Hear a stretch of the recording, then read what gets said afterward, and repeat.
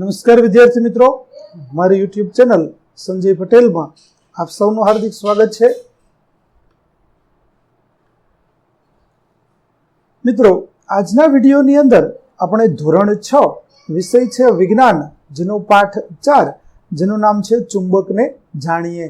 આ પાઠના ભાગ 2 ની અંદર આજે આપણે પાઠ સમજૂતી અને તેમાં આવતા જે પ્રશ્નો છે તેના જવાબો વિશે શીખવાના છીએ. વિદ્યાર્થી મિત્રો, જો તમે મારી ચેનલમાં નવા હોય તો મારી ચેનલને જરૂરથી સબસ્ક્રાઇબ કરો. વિડીયો સારો લાગે તો લાઈક કરો, શેર કરો અને બેલ નોટિફિકેશન ઓન કરો, જેથી મારા આગળના નવા વિડીયો પણ આપને મળતા રહે. તેમજ વિદ્યાર્થી મિત્રો, આ પાઠની પીડીએફ જોવા પ્લે સ્ટોરમાંથી અમારી એપ્લિકેશન વિશ્વગુરુ સંજય પટેલ ડાઉનલોડ કરો. તો ચાલો મિત્રો, આપણે શરૂ કરીએ પાઠ 4 ભાગ 2. ચાલો વિદ્યાર્થી મિત્રો, આપણે ભાગ 1 ની અંદર જોયું કે ચુંબકીય પદાર્થો ક્યાં ક્યાં કહેવાય અને કયા પદાર્થોને ચુંબકીય સામગ્રી કહીશું આપણે. જેમાં આપણે કહ્યું કે ચુંબક જે પદાર્થોને આકર્ષે છે તેને ચુંબકીય પદાર્થો કહેવામાં આવે છે, અને જે પદાર્થો ચુંબકથી આકર્ષાતા નથી તેવા પદાર્થોને બિનચુંબકીય પદાર્થો કહેવામાં આવે છે. ચાલો હવે આગળના વિડીયોની અંદર જોઈએ આપણે. તો હવે આપણે ચુંબકના ધ્રુવો નક્કી કરવાના છે. તેના માટે આપણે પ્રવૃત્તિ 4.2 નક્કી કરીશું અને આપણે શોધીશું કે કેવી રીતે ચુંબકના ધ્રુવો નક્કી કરવામાં આવે છે. ચાલો તેના માટે આપણે શું કરીશું કે કાગળની શીટ ઉપર લોખંડનો ભૂકો, જે લોખંડના ખૂબ જ નાના નાના કણો હોય તે આપણે ફેલાવવાના છે અને તેના ઉપર ગજિયો ચુંબક મૂકવાનો છે. હવે કાગળને આંગળીથી થપથપાવો, એટલે કે ઠપકારવાની છે ધીમે ધીમે, અને લોખંડના ભૂકાનું શું થાય છે તેનું કાળજીપૂર્વક અવલોકન કરો. તો જુઓ વિદ્યાર્થી મિત્રો, આપણને આકૃતિ 4.4 આપેલી છે, તેની અંદર જોવા મળે છે કે ગજિયા ચુંબકને ચોટેલો લોખંડનો ભૂકો તે બંને ધ્રુવો તરફ વધારે ચોટેલો દેખાય છે. આ પ્રકારે તમે પ્રવૃત્તિ કરશો તો તમને જોવા મળશે કે ગજિયા ચુંબકના 2 છેડાઓ છે તે છેડાના ભાગો ઉપર વધારે પ્રમાણમાં લોખંડનો ભૂકો છે તે ચોટેલો હશે. વિદ્યાર્થી મિત્રો, આ પાઠની પીડીએફ જોવા માટે પ્લે સ્ટોરમાં જઈ અને અમારી એપ્લિકેશન વિશ્વગુરુ STD 1 થી 12 ગુજરાતી ડાઉનલોડ કરી તમારા મોબાઈલમાં ઇન્સ્ટોલ કરો. જે તમે શરૂ કરશો તો તમને કંઈક આ પ્રકારે જોવા મળશે, જેમાં બધા ધોરણની અંદર તમને ધોરણ બતાવશે. ધોરણ પસંદ કરશો એટલે તમને વિષય બતાવશે. વિષય પસંદ કરશો એટલે તમને પાઠનું નામ બતાવશે.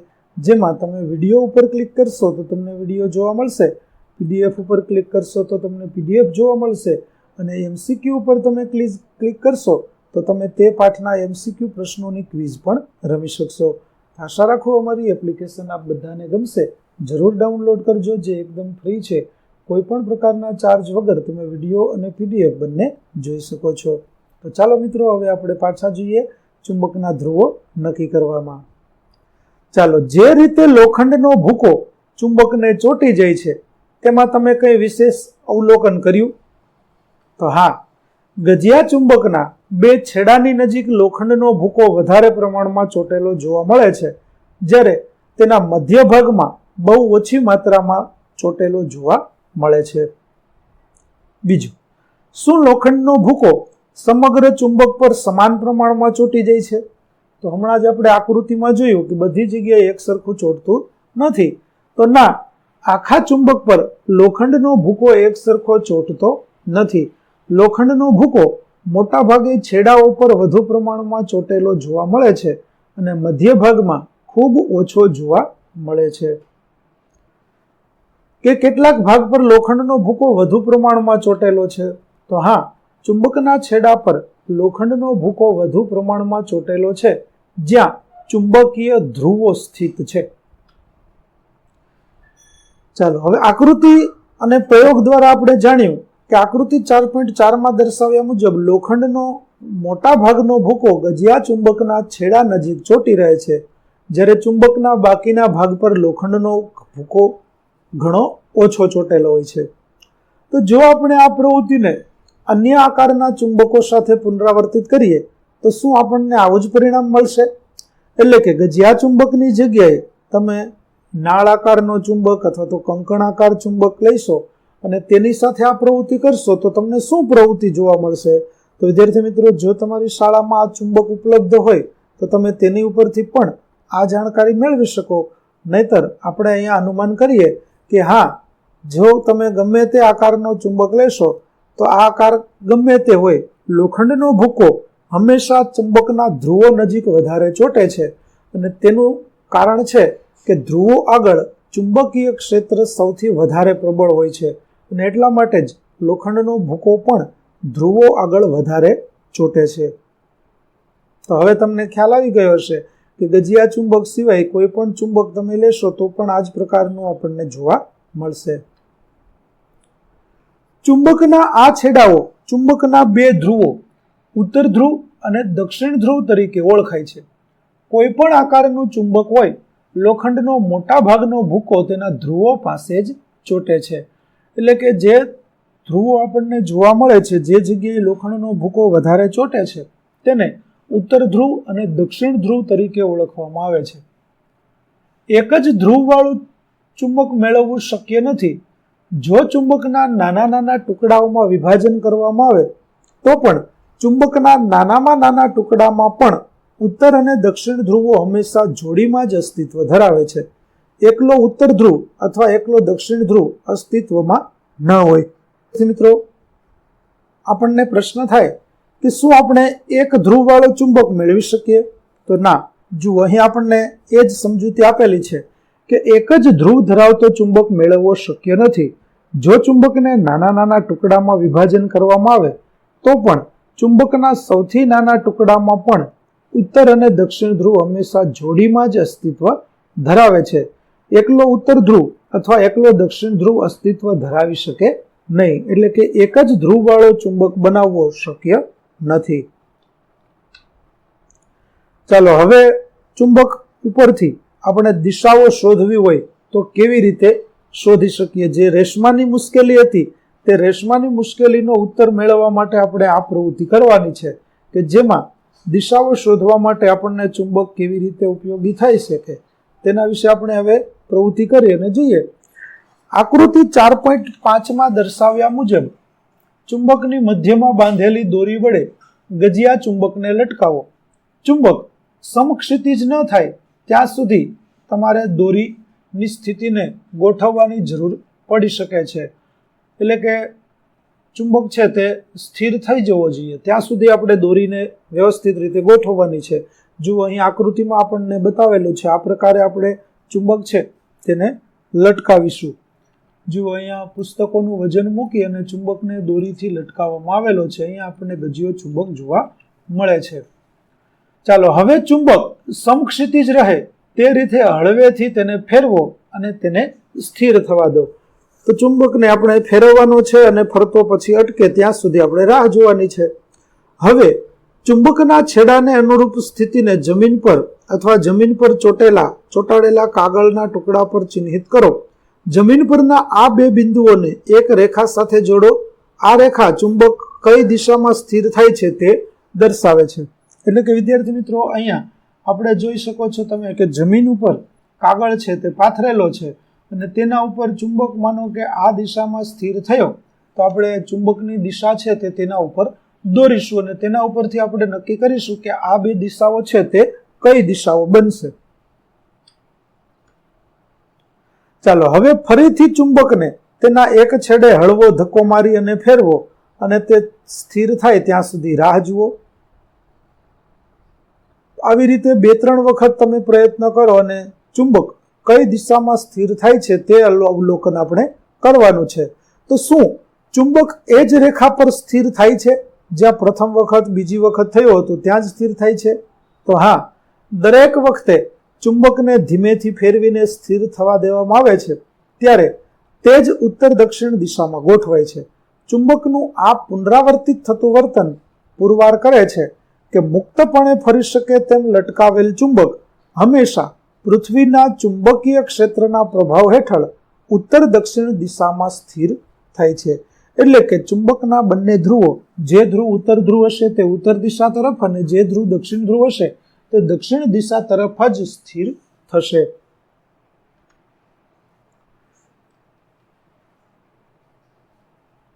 જો આપણને સૂર્યોદય કે સૂર્યાસ્તની દિશાનો ખ્યાલ હોય તો પૂર્વ કે પશ્ચિમ ક્યાં છે તેનો આપણને અંદાજિત ખ્યાલ આવી શકે છે. આથી આપણે ચુંબક જે દિશામાં સ્થિર થાય છે તે દિશાઓ શોધી શકીએ છીએ. તો ચાલો હવે આપણે જે લીટી કરી હતી તેના ઉપરથી જોઈએ કે આ રેખા કે જેના પર ચુંબક સ્થિર થાય છે તે કઈ દિશા સૂચવે છે. આપણે તે કેવી રીતે શોધી શકીએ? તો તે શોધવા માટે આ રેખા ઉત્તર અને દક્ષિણ દિશા સૂચવે છે, કારણ કે સૂર્ય પૂર્વમાં ઉગે છે અને પશ્ચિમમાં આથવે છે. પૂર્વ અને પશ્ચિમ દિશાને જાણીને તેને લંબ દિશામાં ઉત્તર અને દક્ષિણ દિશા ઓળખવામાં મદદ મળે છે. પૃથ્વીના ચુંબકીય ક્ષેત્રને કારણે પોતાને આ ઉત્તર અને દક્ષિણ અક્ષની સાથે ચુંબક ગોઠવે છે. આવી રીતે દર વખતે જેટલી વખત તમે ફેરવશો તેટલી વખત ચુંબક ઉત્તર અને દક્ષિણ દિશામાં જ સ્થિર થશે. તો મુક્તપણે ફરી શકે તેમ લટકાવેલું ચુંબક ઉત્તર અને દક્ષિણ દિશામાં જ સ્થિર થાય છે. તો આવું શા માટે થાય છે? તો ચુંબકનો જે છેડો ઉત્તર દિશા તરફ નિર્દેશ કરે છે તેને ઉત્તર દિશા દર્શાવતો ધ્રુવ અથવા તો ચુંબકનો ઉત્તર ધ્રુવ કહેવામાં આવે છે. બીજો છેડો કે જે દક્ષિણ દિશા તરફ નિર્દેશ કરે છે તેને દક્ષિણ દિશા દર્શાવતો ધ્રુવ અથવા તો ચુંબકનો દક્ષિણ ધ્રુવ કહેવામાં આવે છે. આમ મુક્તપણે લટકાવેલ ચુંબક ઉત્તર દક્ષિણ દિશામાં સ્થિર થાય છે, કારણ કે આપણી પૃથ્વી પોતે જ એક વિશાળ ચુંબકની જેમ વર્તે છે. તો આવું થવા પાછળનું મુખ્ય કારણ વિદ્યાર્થી મિત્રો, જે તરફ ચુંબકનો ઉત્તર ધ્રુવ જાય છે તે તરફ પૃથ્વીનો દક્ષિણ ધ્રુવ આવે છે, અને જે તરફ ચુંબકનો દક્ષિણ ધ્રુવ જશે તે તરફ પૃથ્વીનો ઉત્તર ધ્રુવ આવશે. એટલે કે ચુંબક છે તે આપણી પૃથ્વી એક મોટું ચુંબક છે, અને એટલા માટે મુક્ત રીતે ફેરવેલો ચુંબક એ ઉત્તર અને દક્ષિણ દિશામાં જ હંમેશા સ્થિર થાય છે. તો તમે ગજિયા ચુંબકના બદલે લોખંડની નાની પટ્ટી વડે આ ક્રિયાનું પુનરાવર્તન કરો. તમે શું અવલોકન કરો છો? શું તે હંમેશા ઉત્તર દક્ષિણ દિશામાં સ્થિર થાય છે? વિદ્યાર્થી મિત્રો, આ પ્રવૃત્તિ તમે જાતે કરશો તો તમને ખ્યાલ આવશે કે લોખંડની પટ્ટી ઉત્તર દક્ષિણ દિશામાં સ્થિર થશે નહીં, કારણ કે લોખંડની પટ્ટી છે તે ચુંબકત્વ ધરાવતી હોતી નથી, માટે તે તો ગમે તે દિશાની અંદર સ્થિર થતી જોવા મળે છે. ચાલો, તમે શું અવલોકન કરો છો કે શું તે હંમેશા ઉત્તર દક્ષિણ દિશામાં સ્થિર થાય છે? તેવું હોતું નથી. તે કોઈ પણ દિશામાં સ્થિર થઈ શકે. એટલે કે લોખંડની પટ્ટી છે તે ગમે તે દિશામાં સ્થિર થશે. આ સૂચવે છે કે માત્ર ચુંબકો જ ઉત્તર દક્ષિણ દિશામાં સ્થિર થાય છે. આ પ્રવૃત્તિ આપણને ધાતુનો ટુકડો ચુંબક છે કે નહીં તે ચકાસવાની રીત પૂરી પાડે છે. એટલે કે આ ઉપરથી આપણને એ ખ્યાલ આવે છે કે જો વસ્તુ ચુંબકીય શક્તિ ધરાવે છે અથવા તો ચુંબક હશે તો જ તે ઉત્તર અને દક્ષિણ દિશામાં સ્થિર થશે. જો ચુંબક નહીં હોય તો તે કોઈ પણ દિશામાં સ્થિર થઈ શકે છે. મુક્તપણે લટકાવેલું ચુંબક હંમેશા ઉત્તર દક્ષિણ દિશામાં સ્થિર થાય છે. તે ગુણધર્મનો ઉપયોગ કરીને દિશાઓ શોધવા માટે થાય છે. અને આ પરથી જ પ્રાચીન સમયમાં દિશાઓ શોધવા માટે હોકાયંત્ર તરીકે ઓળખાતું એક નાનું ઉપકરણ વિકસાવવામાં આવ્યું હતું. તે મુક્તપણે ફરી શકે તેવું સોયાકાર ચુંબક ધરાવે છે. આકૃતિ 4.6 હોકાયંત્રની સોય ઉત્તર દક્ષિણ દિશા દર્શાવે છે. તો વિદ્યાર્થી મિત્રો જુઓ, અહીં તમને હોકાયંત્ર છે તે બતાવવામાં આવેલું છે, જેમાં આપણને 4 દિશાઓ અને 4 મધ્યવર્તી દિશાઓ છે તે પણ બતાવવામાં આવેલી છે. જુઓ, અહીં આપણને ઈસ્ટ લખેલું જોવા મળે છે, અહીં વેસ્ટ લખેલું જોવા મળે છે, અહીં આપણને નોર્થ લખેલું જોવા મળે છે, અહીં આપણને સાઉથ લખેલું જોવા મળે છે. તો 4 દિશાઓ આપણને મળી ગઈ, પૂર્વ, પશ્ચિમ, ઉત્તર અને દક્ષિણ. એવી જ રીતે 4 મધ્યવર્તી દિશાઓ south East, south waste, north waste અને નોર્થ ઈસ્ટ એ મધ્યવર્તી દિશાઓ પણ જોવા મળે છે. અને તેના ઉપર આપણને આ ચુંબકીય સોય જોવા મળે છે કે જે હંમેશા આપણને શું બતાવશે તો કે ઉત્તર અને દક્ષિણ દિશા બતાવવાનું હોય છે. તો અહીંયા આપણે જે ચુંબકીય સોય જોઈ શકીએ છીએ તે સોય હંમેશા ઉત્તર અને દક્ષિણ દિશામાં જ સ્થિર થાય છે. તો જે સ્થળે આપણે દિશાઓ જાણવા માંગીએ છીએ તે સ્થળે હોકાયંત્ર રાખવામાં આવે છે. થોડા સમય બાદ સોય ઉત્તર દક્ષિણ દિશામાં સ્થિર થાય છે. અને ત્યારબાદ જ્યાં સુધી ચંદા પર અંકિત કરેલી ઉત્તર અને દક્ષિણ દિશા સાથે સોય સંરેખિત ન થાય ત્યાં સુધી હળવેથી હોકાયંત્રને ફેરવતા રહેવાનું. તો આવી રીતે હોકાયંત્ર છે તે આપણને દિશા જાણવા માટે ખૂબ જ ઉપયોગી થાય છે. તો ચાલો આપણે હોકાયંત્ર વિશે કેટલીક નવી વાતો પણ જાણીએ. જેમ કે હોકાયંત્ર એ સામાન્ય રીતે પારદર્શક આવરણથી ઢંકાયેલું નાનું ગોળાકાર બોક્સ હોય છે. જે આગળ આપણે ચિત્રમાં 4.6 ની અંદર જોયું તે કાચથી મોટા ભાગે ઢંકાયેલું હોય છે. તેની ઉપર બોક્સના તળિયે ઊભી લગાવેલી પિન ઉપર સોયાકાર ચુંબક લગાવવામાં આવે છે. આ સોય પિન પર એવી રીતે સમતોલિત હોય છે કે તે આ બિંદુની આસપાસ સરળતાથી ફરી શકે છે, એટલે કે તે મુક્તપણે ફરી શકે છે. હોકાયંત્રમાં જે ચુંબક લગાવેલો હોય છે વિદ્યાર્થી મિત્રો, તે મોટા ભાગે સોયાકાર ચુંબકનો ઉપયોગ કરવામાં આવે છે અને તે ચુંબક મુક્ત રીતે ફરી શકે તે રીતે લગાવેલો હોય છે, જેથી કરીને ઉત્તર દક્ષિણ દિશામાં તે ફરી શકે અથવા તો કોઈ પણ દિશામાં સ્થિર થઈ શકે. સોયનો જે છેડો ઉત્તર દિશામાં હોય છે તેને સામાન્ય રીતે લાલ રંગથી રંગવામાં આવે છે. સોયની નીચે એક ચંદો હોય છે અને તેના ઉપર દિશા અંકિત કરેલી હોય છે, જે આગળ આકૃતિની અંદર આપણે જોઈ લીધું.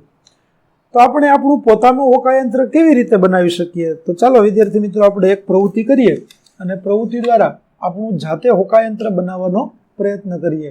તો ચાલો નિર્માણ કરીએ. તેના માટે આપણે કેટલીક સામગ્રીની જરૂર પડશે, જેમાં આપણે બૂચનો મોટો ટુકડો, લોખંડની સીવણની સોય, સ્થાયી ગજીયો ચુંબક, કાચનો વાટકો અને પાણી જેવી કેટલીક સામગ્રી આપણે પહેલાં ભેગી કરીશું. ત્યાર પછી લાકડાના ટેબલ ઉપર લોખંડની સીવણની સોય મૂકો અને તે પછી ચુંબકના કોઈ પણ એક ધ્રુવને સોયના એક છેડા પર રાખો. આકૃતિ 4.7 એમાં દર્શાવ્યા મુજબ ચુંબકને સોય ઉપર તેની પૂરી લંબાઈ સુધી ઘસો. જ્યારે તે સોયના બીજા છેડા સુધી પહોંચે ત્યારે તેને ઊંચી કરો. તો વિદ્યાર્થી મિત્રો જુઓ કઈ રીતે કરવાનું છે. તો માનો કે તમે અહીંયાથી સોય પર કોઈ એક ધ્રુવ ઘસવાની શરૂઆત કરો છો, તો આ પ્રકારે તમારે ઘસતા ઘસતા અહીંયા સુધી પહોંચવાનું અને અહીંયા પહોંચ્યા પછી ચુંબક છે તેને આપણે ઊંચું ઉપાડી લઈશું, ફરીથી પાછું આ છેડા ઉપર લાવીશું, ફરીથી આપણે આ પ્રકારે ઘસીશું, ફરી પાછું ઉપાડીશું, ફરી પાછું ઘસીશું. આ રીતે તમે થોડી વાર સુધી ઘસી જવો. ચુંબકના જે ધ્રુવોથી તમે શરૂઆત કરી હતી તે જ ધ્રુવને સીવણની સોયના તે જ છેડા સુધી લાવો અને અગાઉના પગલાંનું પુનરાવર્તન કરો. આ પ્રક્રિયાનું ઓછામાં ઓછું 30 થી 40 વખત તમારે પુનરાવર્તન કરવાનું છે. એટલે કે આ ઘસવાની પ્રક્રિયા હમણાં જે આપણે જોઈ તે તમે 30 થી 40 વખત કરશો એટલે સોયની નજીક આપણું જે સોય છે તે ચુંબક બની જશે. હવે સોયની નજીક કેટલોક લોખંડનો ભૂકો અથવા સ્ટીલની ટાંકણીઓ લાવો. જો ટાંકણીઓ અથવા તો લોખંડનો ભૂકો સોય તરફ આકર્ષિત થાય છે તો એનો અર્થ એ છે કે સોય ચુંબક બની ગઈ છે. એટલે કે આપણી સોયને આપણે આ રીતે ચુંબક બનાવી શકીએ. ચાલો, હવે ચુંબક બની ગયું છે આપણી પાસે. તો હવે આપણે શું કરીશું? તો આ સોયને બૂચમાંથી સમક્ષિતિજ એટલે કે આડી રાખી અને તે રીતે પસાર કરો કે આ બૂચને પાણી ભરેલા કાચના વાટકામાં એવી રીતે તરતો મૂકો કે જેથી સોય આકૃતિ 4.7b માં દર્શાવ્યા મુજબ પાણીના સ્તરથી ઉપર હંમેશા ઉપર રહે. એટલે કે બૂચ છે, ઢાંકણું છે, તેને આપણે આ રીતે ઊંધું રાખીશું અને તેમાં આ રીતે આપણે સોય છે તે પસાર કરી દઈશું અને તેને પાણી ભરેલા વાટકાની અંદર આપણે રાખીશું. જ્યારે સોય સ્થિર થાય ત્યારે તમારું હોકાયંત્ર ઉપયોગ માટે તૈયાર છે. સોયની બંને બાજુઓ કઈ દિશા બતાવે છે તેની તમારે નોંધ કરવાની છે. હવે બૂચને હળવેથી ફેરવો અને જ્યાં સુધી તે ફરવાનું બંધ ન કરે ત્યાં સુધી રાહ જુઓ.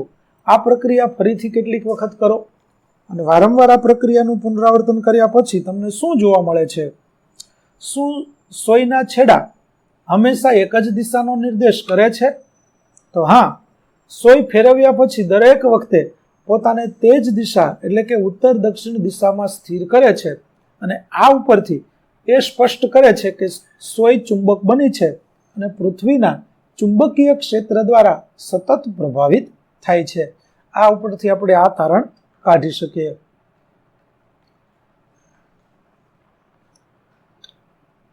ચાલો, શું તમે જાણો છો કે આધુનિક હોકાયંત્રના વ્યાપક ઉપયોગ પહેલા ભારતીયો સમુદ્રમાં દિશા સૂચન માટે તમારા દ્વારા બનાવેલા હોકાયંત્ર જેવું ઉપકરણ ઉપયોગમાં લેતા હતા અને તેની અંદર માછલીના આકારમાં ચુંબકીય બનાવેલ લોખંડનો ટુકડો તેલના પાત્રમાં મૂકવામાં આવતો અને તેને મત્સ્ય યંત્ર કહેવામાં આવતું.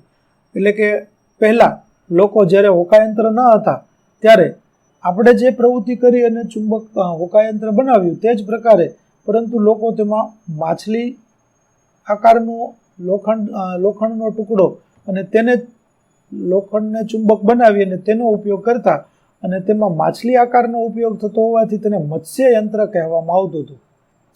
હવે જ્યારે આપણે બે ચુંબકને એકબીજાની નજીક લાવીએ છીએ ત્યારે શું થાય છે, તો ચાલો તે પણ આપણે જાણીશું નવા વિડીયોની અંદર.